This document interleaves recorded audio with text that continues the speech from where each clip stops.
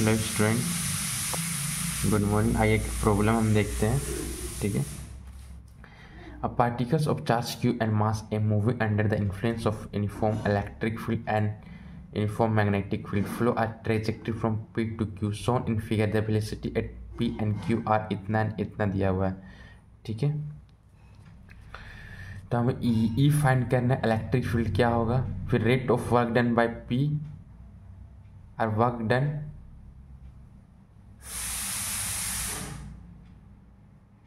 Eight Q, at होगा by में होगा at Q and at P.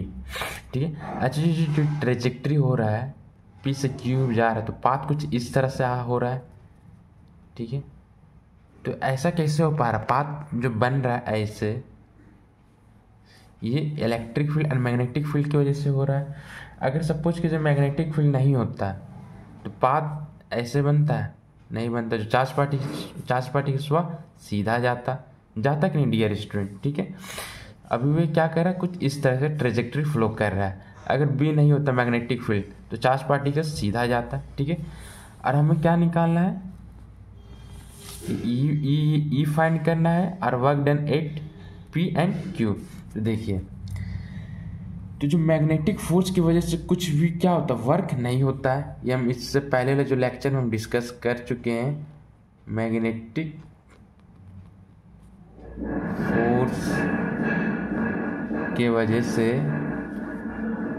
तो मैग्नेटिक फोर्स की वजह से क्या होता है, वर्क डन, कोई भी वर्क नहीं होता है। ठीक है। तो वर्क किसके वजह से होगा, ये ई की वजह से होगा। ठीक है। देखिए इसको हम सोल्व करते हैं। फ्रॉम वर्क एनर्जी थ्योरम क्या कहता है, वर्क एनर्जी थ्योरम क्या कहता है, वर्क डन किसके बराबर होता है, वर्क डन किसके बराबर होता है, चेंज इन काइनेटिक एनर्जी के। अब वर्क डन क्या होता है, F dot S, change in kinetic energy half M. यहाँ पर वेलोसिटी क्या है, वी है, वी है डियर स्टूडेंट, और यहाँ पर 2v है। काइनेटिक एनर्जी कितना चेंज हुआ, तो 2v का स्क्वायर माइनस v का स्क्वायर। अब देखिए एफ डॉट एस। ठीक है। आप जो ये क्या इलेक्ट्रिक फोर्स की वजह से ये क्या है, एफ इस चार्ज पार्टिकल्स में लग रहा है। यहाँ जो चार्ज पार्टिकल्स होगा वहाँ क्या लग रहा है, फोर्स लग रहा है। और किसकी वजह से, इलेक्ट्रिक फील्ड की वजह से, इसलिए ई दिए। तो इलेक्ट्रिक फील्ड की वजह से जो फोर्स लगेगा चार्ज पार्टिकल्स में, उसका वैल्यू क्या होता है, ये होता है। तो हम लिख दिए हैं। और देखिए डिस्प्लेसमेंट देखिए। अच्छा, यहाँ पर अगर मैग्नेटिक फील्ड नहीं होता तो चार्ज पार्टिकल्स ऐसे मूव करता। ठीक है, ऐसे मूव करता। ठीक है। और ये दूरी कितना है, मतलब एक्स एक्सिस में मूव करता, एक्स एक्सिस में मूव करता, मेरा कहने का अर्थ कि एक्स एक्सिस में मूव करता। ठीक है। तो ये जो चार्ज पार्टिकल्स एक्स एक्सिस में कितना मूव किया, देखिए यहाँ पर क्या था, एक्स एक्सिस में यहाँ से मूवमेंट हुआ, मतलब एक्स एक्सिस में इसका पोजीशन क्या है, अभी 0 है। ठीक है। फिर यहाँ से यहाँ आता है, मतलब एक्स एक्सिस में कितना मूव कर रहा है, 0 से 2a, इतना ही तो मूव कर रहा है एक्स एक्सिस में। ठीक है। यानी 3 एक्स एक्सिस में इसका पोजीशन 0 था, और इलेक्ट्रिक फील्ड की वजह से वह एक्स एक्सिस में 2a मूव करता है। ठीक है।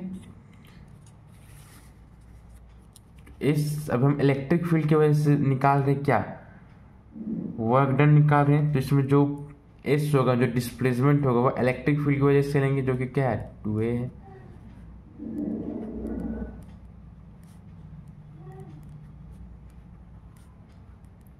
और v square minus v square 3v square m by 2।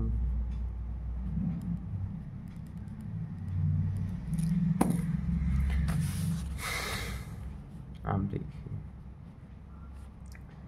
Equals to क्या होता है,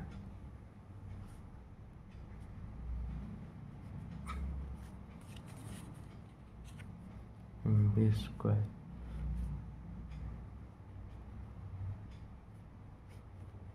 फिर ये निकल के आ गया, ठीक है। अब देखिए, अब हमको निकालना वर्क डन बाय क्या, electric field, work done by electric field. उसकी वजह से क्या होता है यार, इसी को बोलते हैं हम लोग electric power, work done by electric, इसी को हम लोग बोलते हैं इलेक्ट्रिक पावर। कितना होता है, एफ ई डॉट वी होता है, तो क्यू ई है, हम निकाल रहे 8 पी में, जिसका वेलोसिटी क्या है देखिए तो वी आई है।